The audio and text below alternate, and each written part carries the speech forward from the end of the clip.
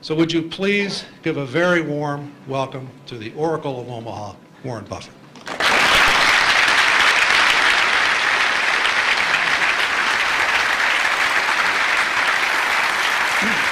Your mic, so you can go anywhere you want. Okay. Yeah, right. Thank you. Testing. 1 million, 2 million. Great. Okay.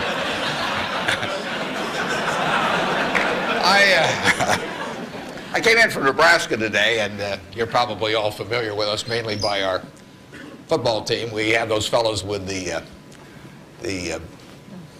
big white helmets with those red ends on them. I asked one of our starters the other day, what's the N stand for? And he said, knowledge. We make it tough on them, though. I mean, you don't coast through Nebraska just because you're a football player. They major in agricultural economics. And there's a two-question final for all of the players. And first question is, what did old MacDonald have? And they were giving that to one of our potential Heisman Trophy winners the other day, and he started to sweat. Finally, he brightened up. He said, farm. Professor, delighted, of course. You don't want to flunk a Heisman candidate. So he said, you're halfway home. He said, just one more question. He said, how do you spell farm? Now the guy really starts to sweat. He looks at the ceiling, and he looks around. Finally, his face brightens up, and he says, E-I-E-I-O. So watch for that guy this year. He'll be dynamite. I really want to talk about what's on your mind, so we're going to do a Q&A in a minute. There's a couple questions I always get asked.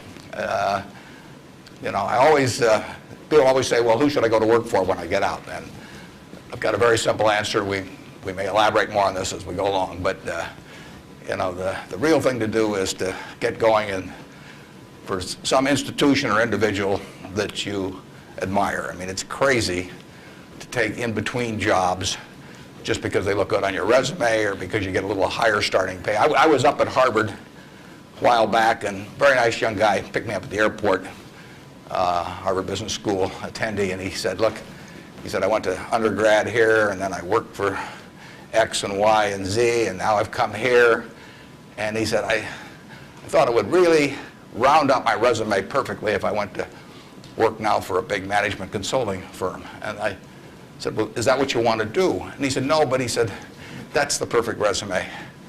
And I said, well, when are you going to start doing what you like? And he said, well, I'll get to that someday. And I said, well, your plan sounds to me a lot like saving up sex for your old age. It just doesn't make a lot of sense.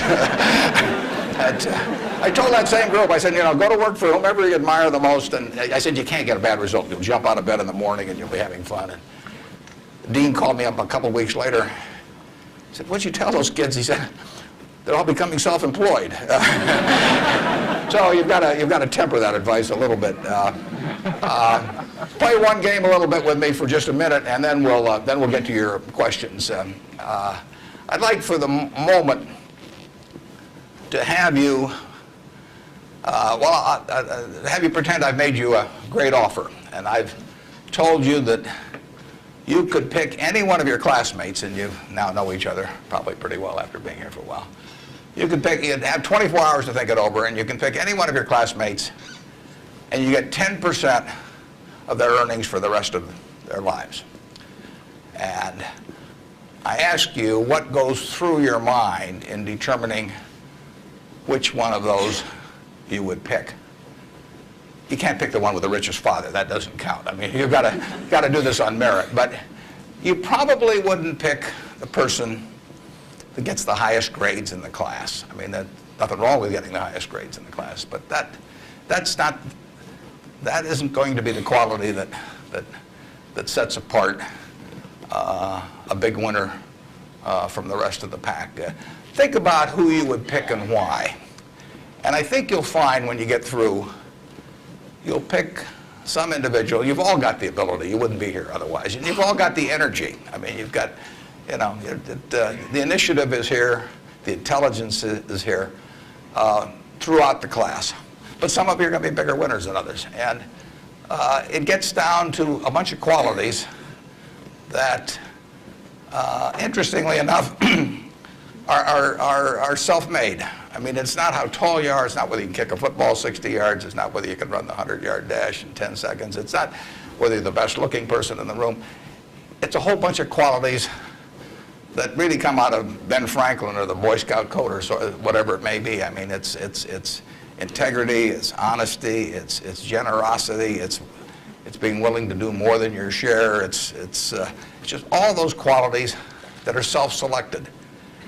And then if you look on the other side of the ledger, because there's always a catch to these, you know, free gifts and genie jokes. So you also have to, and this is the fun part, you also have to sell short one of your classmates and pay 10% of what they do. So who do you think is going to do the worst in the class? This is way more fun. And think about it again. And again, it isn't the person with the lowest grades or anything of the sort. It's the person who just doesn't shape up in the character department. I mean, we look for three things when we hire people. We look for intelligence, we look for initiative or energy, and we look for integrity. And if they don't have the latter, the first two will kill you. Because if you're going to get somebody without integrity, you want them lazy and dumb. I mean, you don't want them smart and energetic. So it's that third quality, but everything about that quality is your choice. You know, you can't change the way you are wired much, but you can change a lot of what you do with that wiring. And it's the habits that you generate now on those qualities, or those negative qualities. I mean, the person who always, you know, claims credit for things they didn't do, that always cuts corners, that you can't count on. I mean, in the end, those are habit patterns. And the time to form the right habits is when you're your age. I mean, it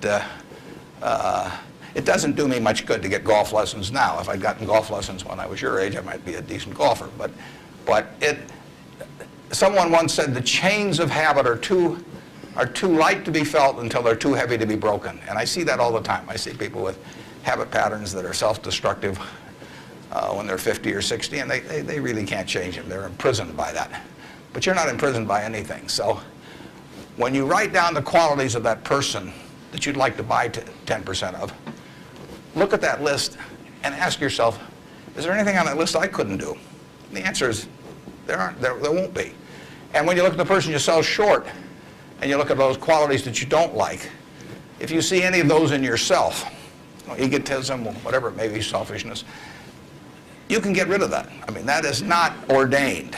And if you follow that, and Ben Franklin did this, and my old boss Ben Graham did this at early ages in their young teens. Ben Graham looked around and he said, who do I admire? You know, and he wanted to be admired himself, and he said, you know, why do I admire these other people?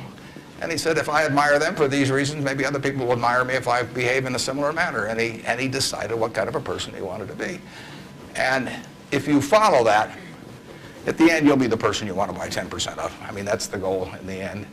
And it's something that's achievable by everybody in this room. So that's the end of the sermon. Now let's talk about what's on your mind. And you can ask anything. The only thing I won't tell you is what we're buying or selling or about. You know, I don't even tell myself that. I mean, I write it down, and then it's like the Coca-Cola formula. You know, there's only two people can get into the trust department and find out what they are, and I don't know who the two are. So we don't talk about what we're buying or selling, but anything else is fair game. Personal, business, anything you'd like to talk about. And actually, the tougher the questions are, the more interesting it is for me. So don't spare my feelings. I mean, just throw at my head. And with that, let's. I guess we've got a microphone. Is this the only microphone, or is there one on this? This is the only microphone. Okay. Right here. To ask a question, you'll need to come down to this microphone. Just stand in line, and I'll be Regis Philbin, and you can. Yes. I have an old-fashioned belief that I should expect to make money in things that I understand. And when I say understand, I don't mean understand, you know, what the product does or anything like that. I mean understand what the economics of the business are likely to look like 10 years from now or 20 years from now. I know, in general, what the economics of, say, Wrigley chewing gum will look like 10 years from now. The internet isn't going to change the way people chew gum. It isn't going to change which gum they chew. You know, if you own the chewing gum market in a big way, and you've got double mint and spearmint and juicy fruit, those brands will be there 10 years from now. So I can't pinpoint exactly what the numbers are going to look like on Wrigley, but I'm not going to be way off if I try to look forward on something like that. That evaluating that company is within what I call my circle of competence. I understand what they do, I understand the economics of it, I understand the competitive aspects of the business. There can be all kinds of companies that have wonderful futures, but I don't know which ones they are. I've given talks in the past where I carry with me a 70-page, tightly printed list, and it shows 2,000 auto companies. Now, if at the start of the 20th century, you had seen what the auto was going to do to this country, the impact it would have on the lives of then your children and grandchildren and so on. It transformed the American landscape. But of those 2,000 companies, 3 basically survive. And they haven't done that well at many times. So how do you pick 3 winners out of 2,000? I mean, it's not so easy to do. It's easy when you look back, but it's not so easy looking forward. So you could have been dead right on the fact that the auto industry, in fact, you probably couldn't have predicted how big an impact it would have. But you wouldn't have, if you'd bought companies across the board, you wouldn't have made any money, because the economic characteristics of that business were not easy to define. I've always said the easier thing to do is figure out who loses. And what you really should have done in 1905 or so, when you saw what was going to happen with the auto, is you should have gone short horses. There were 20 million horses in 1900, and there's about 4 million horses now. So it's easy to figure out the losers. The loser is the horse. But the winner was the auto overall. But 2,000 companies just about failed. A few merged out and so on. There were 3 companies, auto companies, in the Dow Industrials in the 1920s and 30s. Studebaker, Nash Kelvinator, and Hudson Motor. Now those names are all familiar to me, and maybe some of them are familiar to you, but they're not making any cars. They didn't make money, and yet at one time they were in the Dow 30. They were the aristocrats of American business, and they got creamed. So figuring out the economic characteristics of the winners in a wonderful business is not easy. In North Carolina, Orville and Wilbur took off, or I guess Orville took off and Wilbur watched. I'd have been Wilbur. But if you could have seen the future of the airline business from that point forward and how that would transform things, it would have blown you away. And it's excited people, incidentally, ever since. But if there had been a capitalist at Kitty Hawk, he should have shot Orville down. I mean, because it's done nothing but cost investors money. There were over 400 airplane companies in the 1920s and 30s alone. There was in Omaha. There was in Nebraska. We were the Silicon Valley, apparently, of aircraft. And they all disappeared. It's been a terrible business. At the end of 1991, if you'd added up the aggregate earnings from all airline companies with billions poured in, since Wilbur and Orville were down there, they came to less than 0. The number of passengers went up every year. The importance of the industry was dramatically increased decade by decade, and nobody made any money. So figuring out the economic consequences. TV. I think there's, 20, 25 million sets a year sold in the United States. I don't think there's one of them made in the United States anymore. I mean, you'd say TV set manufacturer, what a wonderful business. I mean, everybody, nobody had a TV in 1950, or thereabouts, 45 to 50. Everybody has multiple sets now, but nobody in the United States has made any real money making the sets. They're all out of business. The Magnavoxes, the RCAs, all of those companies. Radio was the equivalent in the 20s. Over 500 companies making radios in the 1920s. Again, I don't think there's a U.S. radio manufacturer at the present time. But Coca-Cola, what was it, 1884 at Jacobs Pharmacy or whatever, the fellow comes up with something. A lot of copiers over the years.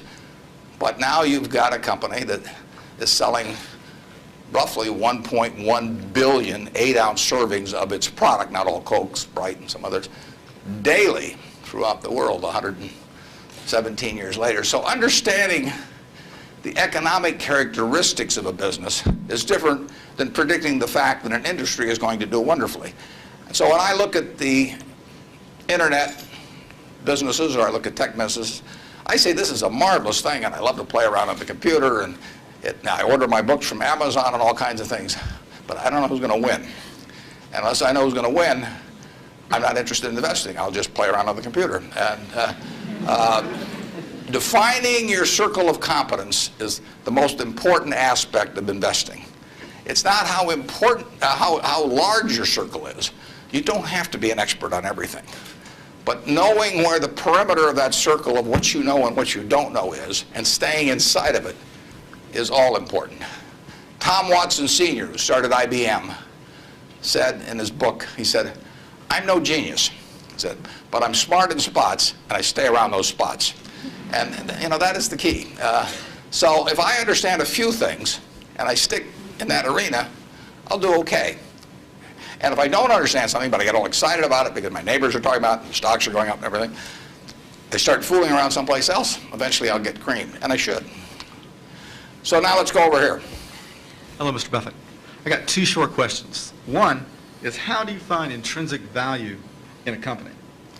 Well, intrinsic value is what is the number that if you were all-knowing about the future and could predict all the cash that a business would give you between now and Judgment Day, discounted at the proper discount rate, that number is what the intrinsic value of a business is. In other words, the only reason for making an investment and laying out money now is to get more money later on, right? That's what investing is all about.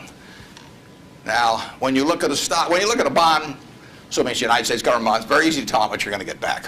It says it right on the bond. It says when you get the interest payments, it says when you get the principal. So it's very easy to figure out the value of a bond. It can change tomorrow if interest rates change, but the cash flows are printed on the bond. The cash flows aren't printed on a stock certificate. That's the job of the analyst, is to print out, change that stock certificate, which represents an interest in the business, and change that into a bond and say, this is what I think it's going to pay out in the future. When we buy, some new machine for Shaw to make carpet, that's what we're thinking about, obviously, and you all learn that in business school. But it's the same thing for a big business. If you buy Coca-Cola today, the company is selling for about $110 to $15 billion in the market. The question is, if you had 110 or 15 billion, you wouldn't be listening to me, but I'd be listening to you incidentally. But the question is, would you lay it out today to get what the Coca-Cola company is going to deliver to you over the next 200 or 300 years? The discount rate doesn't make much difference as you get further out. And that is a question of how much cash they're going to give you. It isn't a question of, it isn't a question of how many analysts are going to recommend it or what the volume in the stock is or what the chart looks like or anything. It's a question of how much cash it's going to give you. That's the only reason. It's true if you're buying a farm. It's true if you're buying an apartment house. Any financial asset. Oil in the ground, you're laying out cash now to get more cash back later on. And the question is how much are you going to get, when are you going to get it, and how sure are you? And when I calculate intrinsic value of a business, when we buy businesses, and whether we're buying all of a business or a little piece of a business, I always think we're buying the whole business because that's my approach to it. I look at it and say, what will come out of this business and when? And what you really like, of course, is them to be able to use the money they earn and earn higher returns on it as you go along. I mean, Berkshire has never distributed anything to its shareholders, but its ability to distribute goes up as the value of the businesses we own increases. We can compound it internally, but the real question is, Berkshire selling for, we'll say, 105 or so billion now. What can we distribute from that 100? If you're going to buy the whole company for 105 billion now, can we distribute enough cash to you soon enough to make it sensible at present interest rates to lay out that cash now? And that's what it gets down to. And if you can't answer that question, you can't buy the stock. You can gamble in the stock if you want to, or your neighbors can buy it. But if you don't answer that question, and I can't answer that for internet companies, for example. There are a lot of companies, there are all kinds of companies I can't answer it for, but I just stay away from those. Number two. So you got formulas involved in finding intrinsic values on certain companies. I mean, you've got a mathematical system set up. Discounted present value of future cash, yeah. Okay. Second short question is, why haven't you written down your set of formulas or your strategies in written form so you can share it with everyone else? Well, I think I actually have written about that. If you read the annual reports over the recent years, in fact, the most recent annual report, I use what I've just been talking about. I use the illustration of Aesop. Because here Aesop was in 600 BC. Smart man, wasn't smart enough to know it was 600 BC, though. I mean, would take a little foresight. But Aesop, you know, in between tortoises and hares and all these other things, he found time to write about, you know, birds.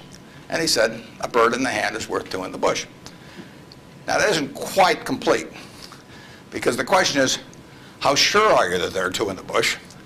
And how long do you have to wait to get them out? Now, he probably knew that, but he just didn't have time because he had all these other proverbs to write and had to get on with it. But he was halfway there in 600 BC. That's all there is to investing, is how many birds are in the bush, when are you going to get them out, and how sure are you? Now, if interest rates are 15%, roughly, you've got to get two birds out of the bush in 5 years to equal the bird in the hand. But if interest rates are 3%, and you can get two birds out in 20 years, it still makes sense to give up the bird in the hand, because it all gets back to discounting against an interest rate. Problem is, often you don't know, not only how many birds are in the bush, but in the case of the internet companies, there weren't any birds in the bush. But they still take the bird that you give them in the hand. But I actually have written about this sort of thing, and stealing heavily from Aesop, who wrote it some 2,600 years ago, but I've been behind on my reading. Yeah. Good morning. I know you're famed for your success, but I was curious if there were any particular moments in your life that, or mistakes or failures that you've made that were particularly memorable, what you may have learned from them, and if you had any particular advice for the students here in dealing with discouraging circumstances. Yeah, I've made a lot of mistakes. Biggest mistake, well, not the biggest, necessarily the biggest, but buying Berkshire Hathaway itself was a mistake, because Berkshire was a lousy textile business, and I bought it very cheap. I'd been taught by Ben Graham to buy things on a quantitative basis. Look around for things that are cheap, and that I was taught that, we'll say in 1949 or 50. It made a big impression on me. So I went around looking for what I call used cigar butts of stocks. And the cigar butt approach to buying stocks is that you walk down the street and you're looking around for cigar butts, and you find this on the street, this terrible looking, soggy, ugly looking cigar, one puff left in it. But you pick it up and you get your one puff. It's disgusting, you throw it away, but it's free. I mean, it's cheap. And then you look around for another soggy, one puff cigarette. Well, that's what I did for years. It's a mistake. Although you can make money doing it, but you can't make it with big money. It's so much easier just to buy wonderful businesses. So now I would rather buy a wonderful business at a fair price than a fair business at a wonderful price. But in those days, I was buying cheap stocks. And Berkshire was selling below its working capital per share. You got the plants for nothing. You got the machinery for nothing. You got the inventory and receivables at a discount. It was cheap. So I bought it. And 20 years later, I was still running a lousy business, and that money did not compound. You really want to be in a wonderful business, because the time is the friend of the wonderful business. You keep compounding, it keeps doing more business, and you keep making more money. Time is the enemy of the lousy business. I could have sold Berkshire, perhaps liquidated it, and made a quick little profit, one puff. But staying with those kind of businesses is a big mistake. So you might say I learned something out of that mistake, and I would have been way better off taking what I did with Berkshire is I kept buying better businesses. I started an insurance business, See's Candy, the Buffalo, all kinds of things. I would have been way better doing that with a brand new little entity that I'd set up rather than using Berkshire as the platform. Now I've had a lot of fun out of it. I mean, everything in life seems to turn out for the better, so I don't have any complaints about that, but it was a dumb thing to do. I went into U.S. Air. I bought a preferred stock in 1989.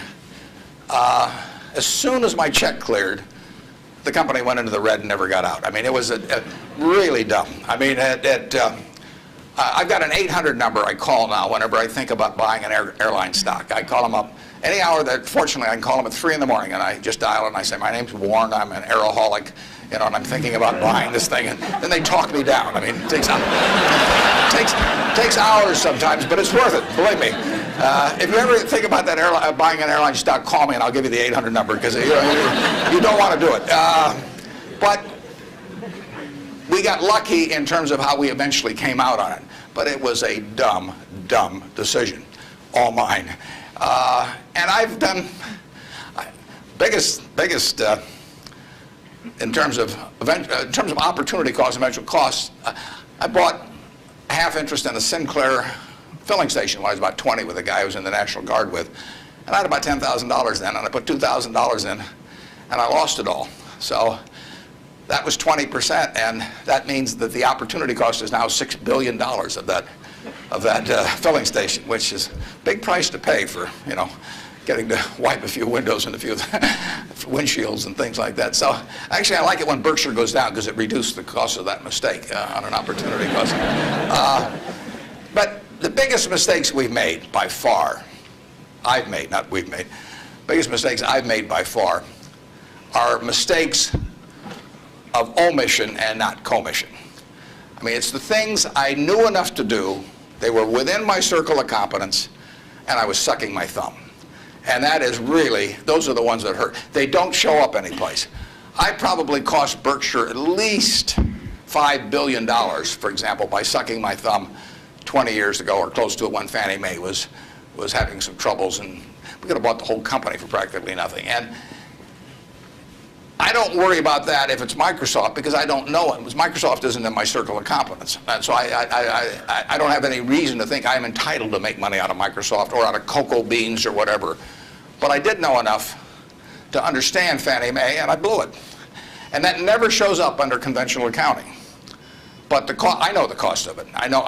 You know, I passed it up. And those are the big mistakes. And I've had plenty of them. And unless I tell you about them in the annual report, and I resist the temptation sometimes, unless I tell you about them in the annual report, you're not going to know it because it doesn't show up under conventional accounting. But omission is way bigger than commission. There's big opportunities in life have to be seized.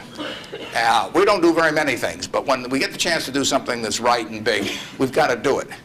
And even to do it in a small scale is just as big a mistake almost as not doing it at all. I mean, you've really got to grab them when they come, because you're not going to get 500 great opportunities. You would be better off if when you got out of school here, you got a punch card with 20 punches on it, and every financial decision you made, you used up a punch. You'd get very rich because you'd think through very hard each one. I mean, you went to a cocktail party and somebody talked about a company you didn't even understand what they did or couldn't pronounce the name, but they made some money last week and another one like it. You wouldn't buy it if you only had 20 punches on that card. There's a temptation to dabble, particularly during bull markets. In stocks, it's so easy. You know, it's easier now than ever because you can do it online. You know, just you click it in and maybe it goes up a point and you get excited about that and you buy another one the next day and so on. You can't make any money over time doing that. But if you had a punch card with only 20 punches, you weren't going to get another one in the rest of your life, you would think a long time before every investment decision. And you would make good ones and you'd make big ones. And you probably wouldn't even use all 20 punches in your lifetime, but you wouldn't need to. Yep. Mr. Buffett, good morning. In your comments about making mistakes and errors like that, can you talk a little bit about your sell discipline when you're in a position and you feel like it's no longer good? You know, what criteria to use when you just finally abandon it? Yeah, when I started out, the sell situation has changed over the years, because when I started out, I had way more ideas than money. I mean, I would go through Moody's manual. I went through it page by page, and then I went through it again page by page. And I found stocks in there that I could understand that were selling at like 2 times earnings, even 1 times earnings. Well, when you only have $10,000, that can get a little frustrating. And if you don't like to borrow money, which I never like to borrow money, so I was always coming up with more ideas than I had money. So I had to sell whatever I liked least to buy something new that just was compelling to me. And for a long time, I was in that mode. And now our problem is we have more money than ideas. So if you look at our annual report, which is on the internet at our homepage, BerkshireHathaway.com, you'll see something in the back called the Economic Principles of Berkshire. And you will see, which I believe in setting out for my my partners. They are my partners. I don't look at them as shareholders. I look at them as partners. They're going to be my partners for life. So I want to tell them how I think. And if they don't agree with the way I think, that's fine. But I don't want them to. I don't want to be disappointed in me. You know. So I lay out there and I say, in terms of our wholly owned businesses, we're not going to sell no matter how much anybody offers us for them. I mean, if somebody offers us 3 times what something is worth at See's Candy, the Buffalo News, Borsheim's, whatever it may be, we're not going to sell it. I may be wrong in having that approach. I know I'm not wrong if I owned 100% of Berkshire, because that's the way I want to live my life. I've got all the money I could possibly need. You know, it just amounts to a change in the newspaper story on my obituary and the amount of money that the foundation has. And to break off relationships with people I like and people that have joined me because they think it's a permanent home, to do that simply because somebody waves a big check at me would be like selling one of my children because somebody waved a big check. So I won't do that. And I want to tell my partners I won't do it so that they're not disappointed in me. More and more, with certain stocks, we've got that approach. Now, if we were chronically short of funds and had all kinds of opportunities coming, we might have a somewhat different approach. But our inclination is not to sell things unless we get really discouraged perhaps with the management, or we think the economic characteristics of the business change in a big way. I mean, and that happens. So, but we're not going to sell simply because it looks too high, in all likelihood. I mean, you can't make that 100%, but that's the principle under which we're operating. We're generating right now $5 billion of cash a year at least. So it's $100 million every week. And, you know, just not, we've been talking here half an hour and I haven't done a damn thing. It's, you know, the real question is how do you put it out intelligently? And if we were selling things, it'd be just that much more. So there may come a time when that would change. But we want to, and I have partners, shareholders, partners, who would say, if you can get 3 times what See's Candy's worth, why don't you sell it? And that's why I want to be sure before they come in, they know how I think on that. I mean, they're entitled to know that. You really want, think for a minute, you know, if you're going to get married, and you want a marriage that's going to last, not necessarily the happiest marriage, you know, or one that Martha Stewart will talk about or anything, but you want a marriage that's going to last. What quality do you look for in a spouse? One quality. Do you look for brains? Do you look for humor? Do you look for character? Do you look for beauty? No. You look for low expectations. I mean, that is the marriage that's going to last.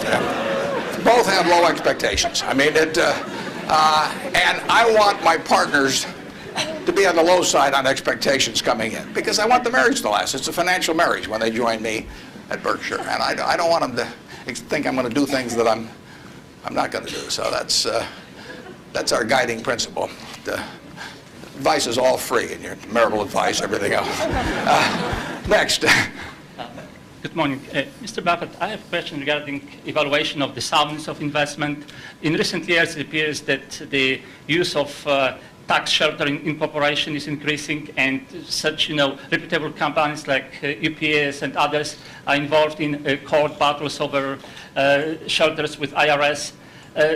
And as we know, most of these transactions are fairly artificial, but yet there is a profit there. From the investor perspective, do you think it's beneficial for investor that the company that they invest are involved in those shelters? And if so, do you think it would be helpful if those transactions are disclosed in statements, meaning the notes to statements? I'm not sure I got that 100%. George, could you? I will repeat. Earl, did you? Shortly. Yeah. If you think that involvement of corporations that you invest, or anybody for that matter invest in tax shelter, which is by some definition... tax shelters? Right. I've never used one. I'm not saying so. I'm asking if you know that a corporation is involved in such activity that is beneficial in short term, would you think that that's helpful for investors? Well, there are perfectly legal ways to shelter taxes. I mean, we did and still do, but we were one of the earliest ones to go in for low-income tax housing credits. In fact, I met with first President Bush about that one, and that benefits us to a mild degree. It's not a big element of Berkshire. I mean, it's peanuts in terms of Berkshire's overall value, but it is a congressionally ordained tax benefit. I wouldn't call it exactly a shelter. It's a tax benefit that Congress has decided they're willing to offer businesses, and because they think it's the best way to generate low-income housing. So we participate in something, but it's not a big factor in what we do. And but there's nothing wrong with that. And then if you get into tax evasion, I mean, that's a whole different game. At that point, they ought to go to jail. But certain businesses, some insurance companies are reincorporated in Bermuda, and you can save a lot of taxes. You have to meet certain other tests which we wouldn't want to meet. But if we were willing to meet those other tests, there's nothing illegal or immoral about us moving to Bermuda. We're not going to do it. And but if the restrictions weren't there, I mean, the tax code is the rule book, and you follow the rule book. I think some of the things people do in terms of bending that rule book get very close to fraud, and sometimes cross the line into fraud. And when they do, I think they ought to be prosecuted. But that's another game. And incidentally, there has been more pushing on that, I would say, in the last 5 years, and certainly was my experience earlier. And there are more. I think now it's diminished in the last year or two, but a couple years ago there was some very aggressive marketing by some of the auditing firms, and of these, even with percentage shares of the gain to be paid to the auditors. And I think that those things got fairly dubious, and particularly when they shopped for legal opinions, so that if you got caught doing these things, you can say, well, I was relying on this legal opinion, and therefore I shouldn't go to jail, but just pay the back taxes. So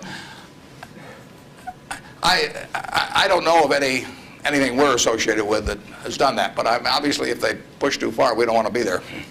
Thank you. Yep.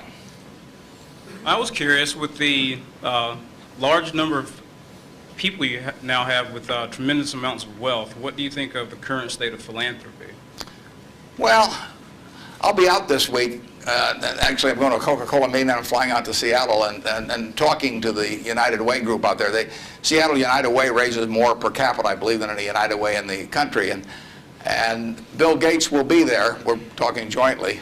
His mother was very active in United Way. But Bill is going to give away over $1 billion a year, and a lot more later on, but right now $1 billion. And it's very interesting. I mean, he is very rational about it, and he's very informed. In fact, he got somebody, I think his primary advisor in the medical field is a fellow who was with the CDC in Atlanta. And Bill reads 15 books a month on this. I mean, he can just absorb it. I wouldn't be able to get it that fast. But he just says with $1 billion, he wants to save as many lives per year as he can. So that's his objective. It's just as much a metric of his foundation as some other metric, return on capital, might be for a business. And he says, I'm going to spend $1 billion a year. How many lives can be saved for that? So he's gotten very heavily into vaccines and AIDS in Africa, a number of things. It's very rational. I personally think all of my 99-point-something% of my net worth will go to a foundation after the latter of my wife and I die. I mean, it's all going to go to a foundation. As far as I'm concerned, I got it from society. It's going to go to society.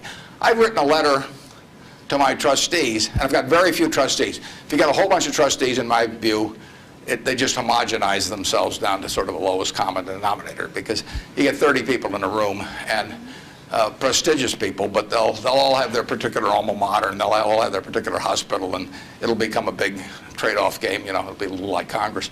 So I have very few people, and I don't give them anything specific, because I tell them their judgment above ground will be better than my instructions from 6 feet underground. So I don't like to think that, but it's true. So I tell them, look,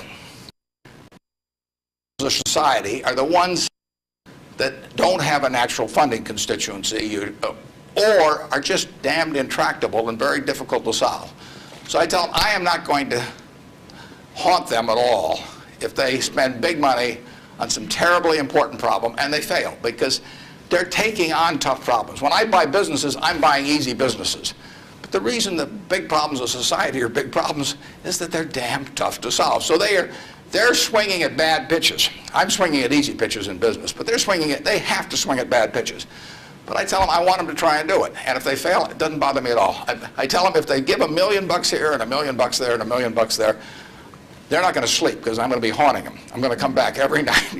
I do not want the eyedropper approach used to philanthropy. But I want them to use their judgment to look at important problems that do not have a natural funding constituency. If the government's going to fund it, fine. They should be funding important problems, but we won't need to do it. The role of private philanthropy, in my opinion, is to fund things that don't have the natural constituency, and that's what Bill's doing. There aren't a bunch of people around that you can make an emotional appeal to make vaccines available to millions and millions of kids around the world. It doesn't tug at anybody's heartstrings. You can't name buildings after them. It just isn't the sort of thing that you can raise money for on an emotional basis. And there's nothing wrong with raising money on an emotional basis. But that is a problem that won't get solved by a funding constituent that's responding to that. But Bill is responding to what in his mind is the important thing, which is saving lives, and he doesn't care whether he gets his name on a building or whether anything happens or whether anybody knows about it. He gets publicity just because of the scale he's on, but he doesn't care about that. I can promise you that. So that's my philosophy, is that I got this money not because I'm a superior human being, not because I've done more for society than other people. I was wired the right way to be dropped into the United States at this particular time. It's a huge capitalistic society, and I'm wired, no credit to me, but I just born that way, so that I'm better at asset allocation than other people to some degree. Just like other people are better at all kinds of other things. And I was with 2 teachers out at Sun Valley that are doing more for society than I am, and this market system does nothing for them. Market system does all kinds of things for me. Gates says if I'd been born 5,000 years ago, I'd have been some animal's lunch, because I can't run very fast, and I can't climb trees. And I could tell that animal is chasing me, wait till you see how I can allocate assets, But it wouldn't have made any difference. So here I am, I'm born now, just very, very lucky. And the odds when I was born in 1930, the odds were 50 to 1 against me being born in the United States. That's a terrible set of odds to face. And yet I was dropped down here, And if I'd been dropped down in Peru or someplace or China, I wouldn't have had a chance. So society is what does it for you. And it should go back, in my view, it should go back to society. If you've been lucky enough to be dropped into a society where your particular wiring pays off big, that's just luck. And there's nothing wrong with being lucky. I don't feel guilty about it or anything else, but I also don't feel that, I feel I have a lot of fun doing what I do, but I feel the money should go back into society, and it should go back as intelligently as it can. And the best way to do it intelligently is to have high-grade and intelligent people administering it at the time. And you don't know the problems that are going to be out there 10 years from now or 20 years from now or 30 years from now. But I do know if I've got a small number of high-grade, smart people, and high-grade is more important. If you gave me 20 extra points of IQ, but cheated a little on the high grade, I wouldn't take it, because they got to be. There's so many chances to do things in a petty way, or to try to.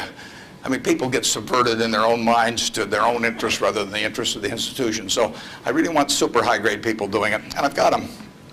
And I think the money might do a lot of good, it may do no good, but it'll be operating in fields where if it does some good, that good probably wouldn't have been done otherwise. Yep. I was just wondering, there's a lot of differences between the recent boom and bust in the stock market and the one in the 1920s. But there's also a lot of similarities, and those similarities are allowing people to draw the conclusion that stock prices will be depressed for some time to come. Where do you disagree and agree with that conclusion? Well, the whole century is quite interesting. If you take the 20th century It was an unbelievable century for the United States.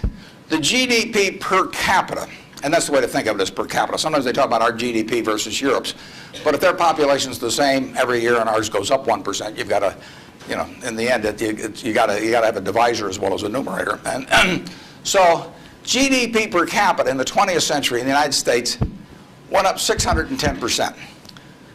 Actually, qualitatively, it went up far more than that because you can't really measure, you know, certain things in medicine or whatever it may be and improvements. But just on a quantitative basis, it went up every single decade, including the decade of the 30s.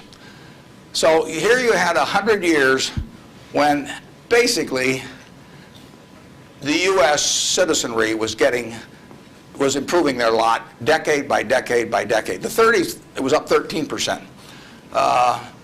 Best decade was World War II. The 40s, it's up 36%. The worst decade was the First World War. So you get sometimes you can get in trouble on analogies. But in any event, it was a huge period. Interestingly enough, there were 6 big periods in there for the stock market in both directions. There were 3 big bull markets. From 1900 to 1921, the Dow went from 66 to 71, less than a 10% move in 20 years, less than 0.5% a year. You got dividends too, but 0.5%. So it didn't move. From 21 to 29, as you point out, it went from 71 to a high of 381 in September of 1929. Went up 500%. Well, obviously, the well-being of the country didn't go up 500% during that period, and the well-being of the country went up a whole lot more than 10% during that first 21 years. So you got this very uneven development. Then from September of 1929 until the end of 1948, the Dow went from 381 to about 180. It was cut in half. And that was 18 long years.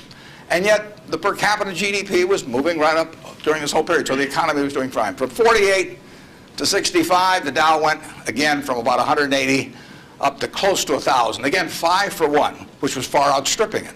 From 65 to 81, the Dow went down, literally. Well, again, per capita GDP. And then we've had this last period where it's gone up terrifically. If you take the whole 100 years, it went up 180 for 1. Every $1,000 became 180,000.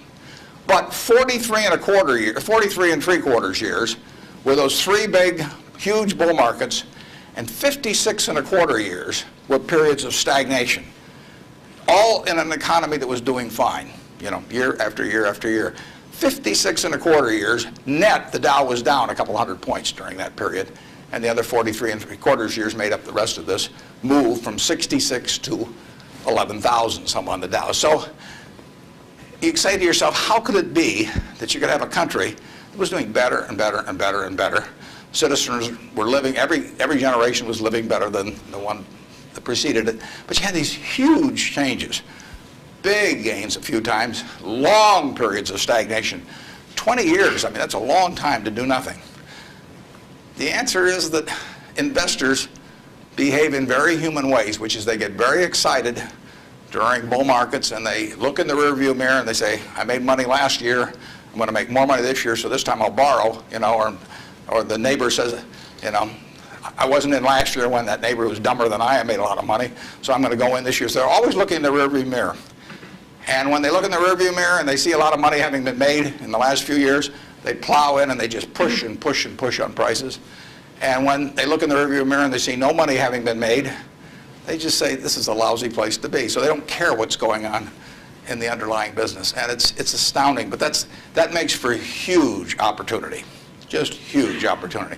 I mean, I've lived through roughly half, in an investing sense, about half that period. And I've had that long period of stagnation from 48, from 65 to 82, 17 years. I wrote an article for Forbes in 1979. I just said, how can this be? Pension funds in 1970 put 100 and some % of their new money in stock because they were wild about stocks. Then they got a lot cheaper, and they put a record low in, 9% of their net new money in 1978 when stocks were way cheaper. People behave very peculiarly in terms of the reactions because they're human beings, and they get excited when others get excited, they get greedy when others get greedy, they get fearful when others get fearful, and they'll continue to do so. And you you will see things you won't believe in your lifetime in securities markets. And the country will do very well over time, but you will see these huge waves. And if you can stay objective throughout that, if you can detach yourself temperamentally from the crowd, you get very rich. And you won't have to be very bright. I mean, I'm sure you are, but you want, it doesn't take brains. It takes temperament. It takes the ability to sit there and look at something. When I started out in 1950, I would go through and find things at 2 times earnings, and they were perfectly decent businesses, and people wanted jobs at those companies, and everybody knew they were going to be around, and they wouldn't buy them at 2 times earnings, and that's when interest rates were 2.5%. I started selling securities when I was 21. And a Kansas City life insurance company happened to be a fairly prominent company in Omaha. And the policies they sold you, if you were buying life insurance from them, had a built-in assumption of 2% interest. The stock of Kansas City Life was selling at less than 3 times earnings. You were getting 35% if you bought the stock. No question about the soundness of the company. I went to the local agent. I figured, hell, I ought to be able to sell him a few shares of stock. I mean, the guy ought to understand it. I mean, he's got his whole life invested in this company. I went to the local agent who'd been with him for 20 years, and his name was Moose. And I said, Mr. Moose, I said, you're selling these policies with 2%. You may even have a few members of your own family, and you can buy into this company whose paycheck you depend on every month, and whose future your beneficiaries of these life policies depend on, and who you're selling them, a 2% investment on, and you can get 35% on your money. He said, stocks aren't any good. And I couldn't sell you, I was a lousy salesman. I mean, well, you have to start with that. But it just blew me away. It blew me away. I thought, sometimes I used to wonder if I was nuts, But those things, the same thing happened. I mean, in 1964, the Dow closed at 864. At the end of 1981, 17 years later, it closed at 865. It moved 1 point in 17 years. Now, that's not a big move. And that, you can't believe how discouraged people were during that period. But, people were living better. So things can go on a long time that don't make sense. But they do come to an end. I mean, the internet thing, you had these companies selling for many billions of dollars that had practically no prospects of making any money. That's a bubble. But Herb Stein one time said, anything that can't go on forever will end. Now, that seems pretty, but think about that. And particularly think about it next time you're inclined to do something just because the stock's gone up a whole lot, and your neighbor's made money or something. You've got to be, you just have to sit and think objectively and think about, would I buy this whole business? If it's an internet company that's got 100 million shares out and selling at 100, that's $10 billion. Is it worth $10 billion? If it's worth $10 billion, it's got to be able to give you, 700 or 800 million next year. And if it doesn't give you 700 or 800 million next year, it has to give you maybe 10% more than that the year after and continue to. There aren't a lot of businesses that can do that. And people just go crazy. And of course, it's fun.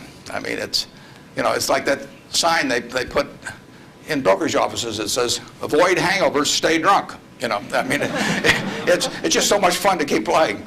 But you got to do sensible things to get good results. Yeah. Next. Well, we got 3 people standing there, so let's do the 3 that are standing there. Okay. Good morning, sir. Hi. Hi. I was wondering what your opinion is of the Federal Reserve and their actions taken recently. Do you feel they've done enough to boost the economy? Yeah, well, I'm a fan of Alan Greenspan's over time. I've known him for a long, long time. We were on a board together at Cap Cities, and Alan is a very, very smart guy. He is motivated, in my opinion, entirely by what is good for the United States, the people of the United States. And so you couldn't have a better person in there. And the problem he may have is that because his tenure in office has been associated with this incredible bull market, that even though he wouldn't have claimed credit for it, that people might associate it because of the importance of the Fed generally. They might associate with him, so they may, if things don't work out so well, they may blame him as well. But I think his policy has generally been very good. You have to understand one thing about the Fed is that it's not as powerful as the mystique would make it. Its brake is better than its gas pedal. When the Fed wants to put on the brakes, we go through the windshield. I mean, the economy just, they can put on the brakes. Paul Volcker did it. He broke inflation by doing it. But I mean, when he put on the brakes in that period around 1980, I mean, people hated him. He was crucified for it, but it was the right thing to do. And he could do it. He did it all by himself. And and it was the only way, because of the momentum that inflation was generating. It was the only thing it was what was needed then. Enormously unpopular. It's much harder for a Greenspan to put on the brakes, because nobody wants him to put on the brakes, plus he's so visible.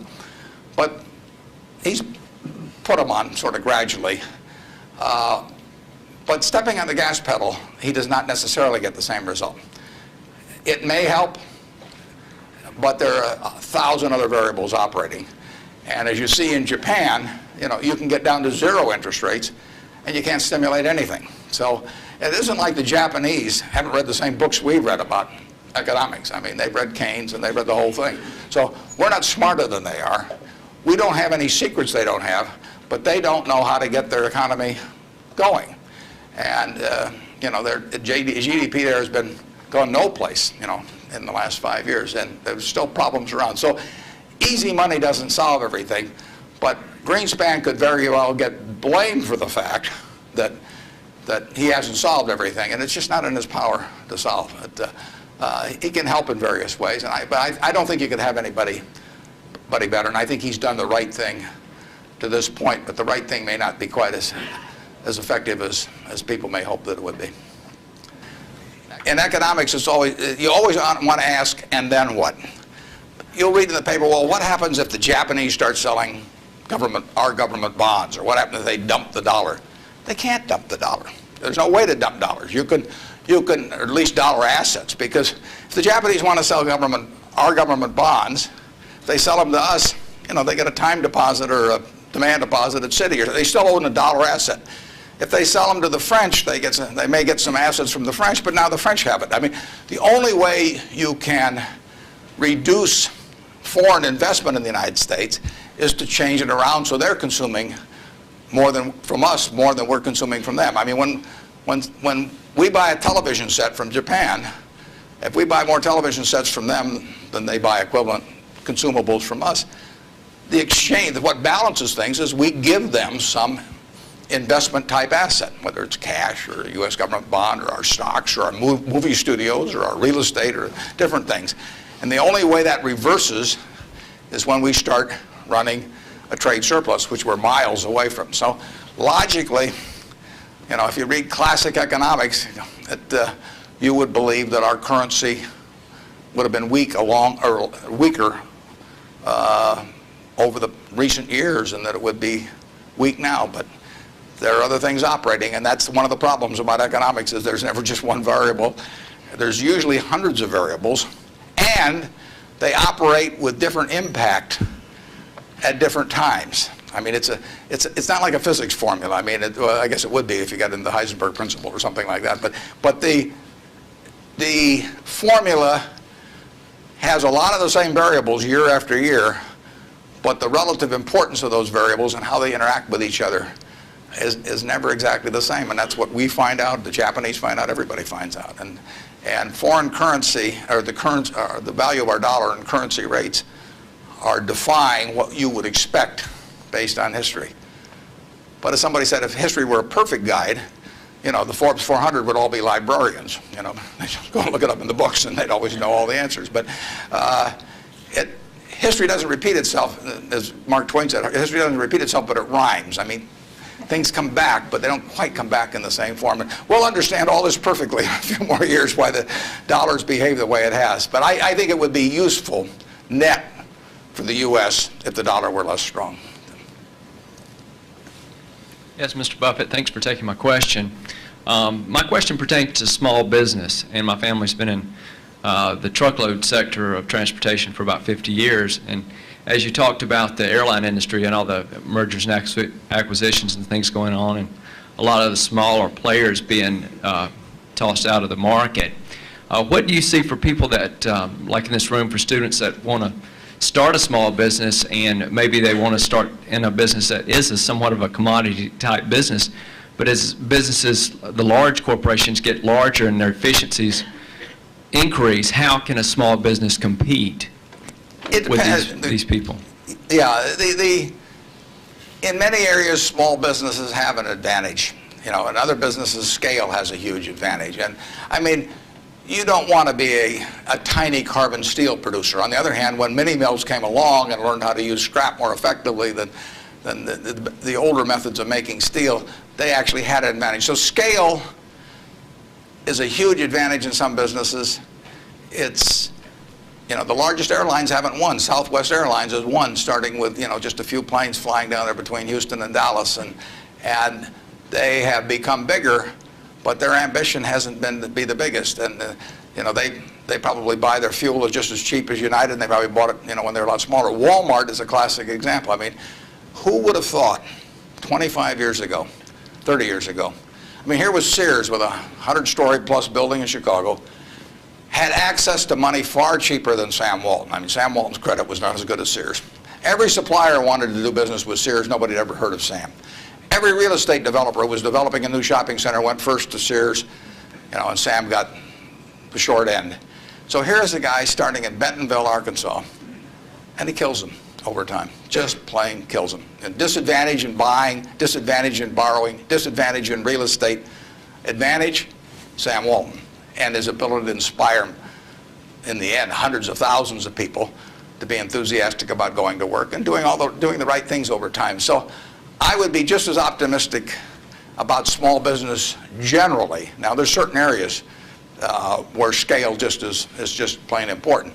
But I see no disadvantage. We intentionally at Berkshire, we have 112,000 employees, more in Georgia than in any other state in the union, incidentally. We employ a lot up near Dalton, and we employ a lot of people in Macon at Geico. And we intentionally, with our 112,000 employees, we probably have, I don't know how many business units, but lots. And we only have 13.8 people at headquarters. I'm not the 0.8, incidentally. I resent it when people think that. I'm a full, but we have one woman that works 4 days a week. And that's all we have at headquarters, 112,000 people, 105 billion a market cap. But we intentionally keep our units small. We think, we want them to have the nimbleness, the responsiveness to the customer particularly, that will turn them, you know, that essentially will more than offset anything that the scale of having maybe a little more purchasing power or something will develop. We own a home furnishings business in Utah, run by a fellow named Bill Child. He was featured in Fortune about one issue ago. The cover story was God in Business. Bill was the #1 illustration. Bill took that business from his father-in-law when it was doing $250,000 a year, and he now has over half the business in Utah in his field, about close to $400 million. He built it by thinking about the customer. And the truth was, he was competing with Sears, he was competing with Levitt's, was a huge furniture retailer in the past. He was competing with everybody. But all he thought about from the moment he got up in the morning was, how do I take care of my customer?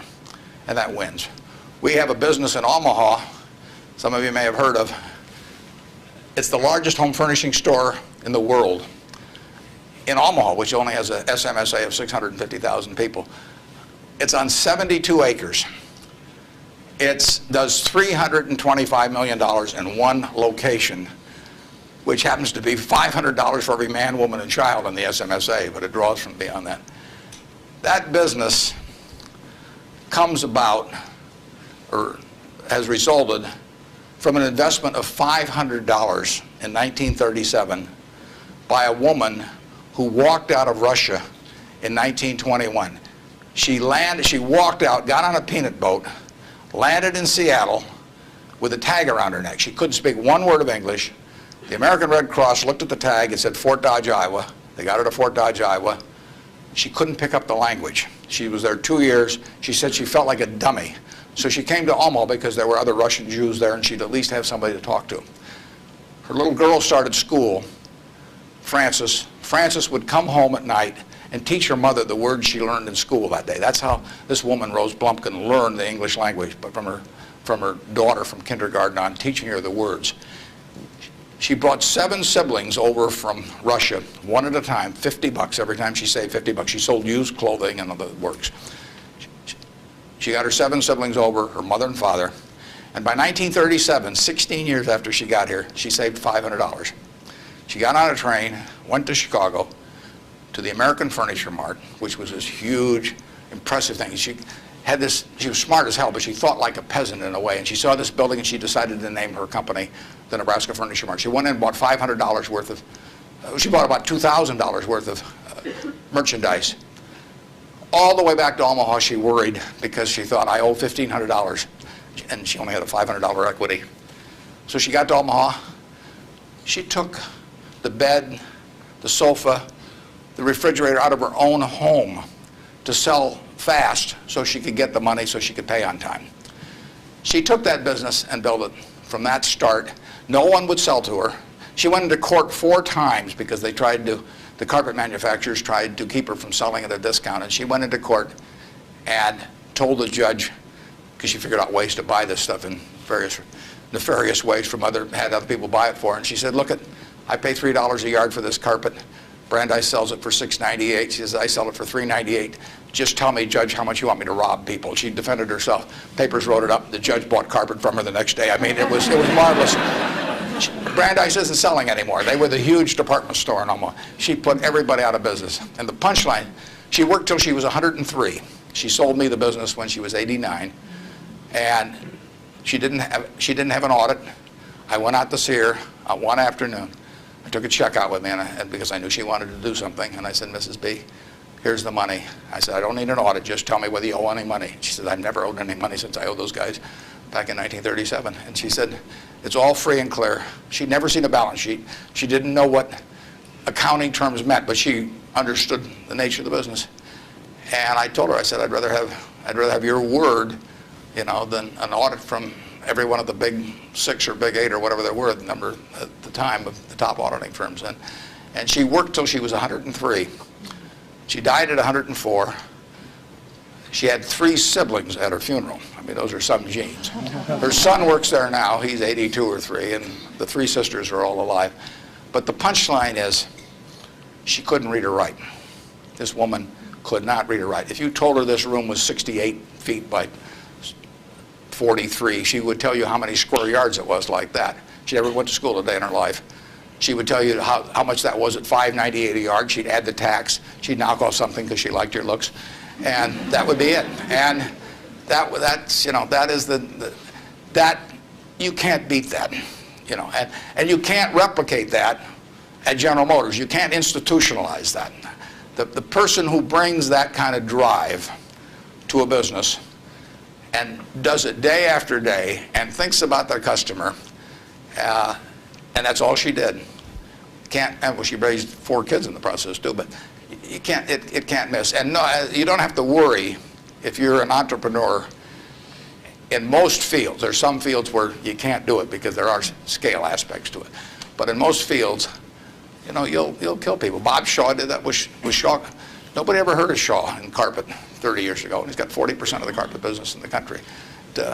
So it's a great field of opportunity out there, and I don't know about trucking specifically, but I wish you the best on it. And you won't be at a disadvantage in many fields if you're small, and you'll actually have an advantage. George, thank you.